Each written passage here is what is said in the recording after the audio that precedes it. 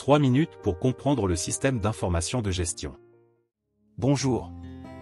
Ta première séquence avec le tableur porte sur les fonctions de base. Somme, moyenne, min, max, etc. Pour faire la somme des notes d'Alice, tu te positionnes dans la cellule 2 et tu tapes « égale somme » et tu ouvres la parenthèse.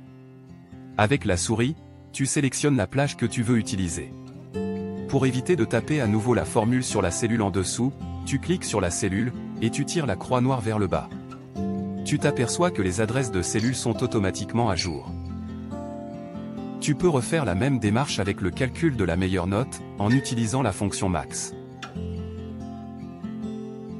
Et la moins bonne note, en utilisant min. N'oublie pas de toujours commencer l'écriture d'une fonction, avec le signe égal. Le calcul de la moyenne peut se faire tout simplement, en utilisant les opérateurs arithmétiques. Dans notre exemple, il y a 3 notes. Il suffit d'additionner les 3 cellules, puis de les diviser par 3. Tu remarques que tu peux écrire ta formule de calcul dans la cellule,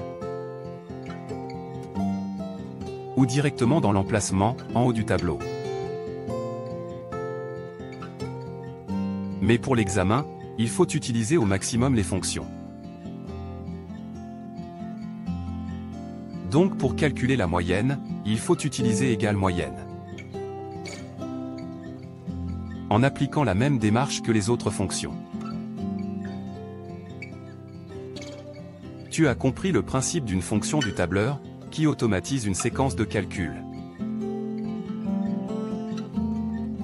Maintenant, on veut introduire un coefficient de 4 pour les maths, et de 2 pour le français. La cellule B2 des maths, est multipliée par son coefficient en cellule F2, idem pour le français. Le tout divisé par 6, qui est la somme des coefficients. Si tu tires vers le bas la cellule où figure la moyenne coefficientée, tu t'aperçois que toutes les cellules ont été augmentées de 1, même les cellules des coefficients. La solution est de figer les cellules des coefficients, en tapant sur la touche $, avant la lettre de la colonne, et le chiffre de la ligne de la cellule. Tu constates que les moyennes fonctionnent. Une autre solution est de donner un nom à la cellule des coefficients. Par un clic droit de la souris sur la cellule.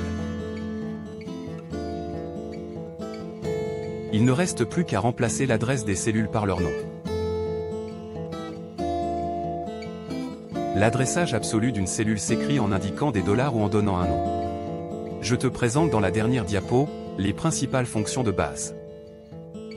À bientôt.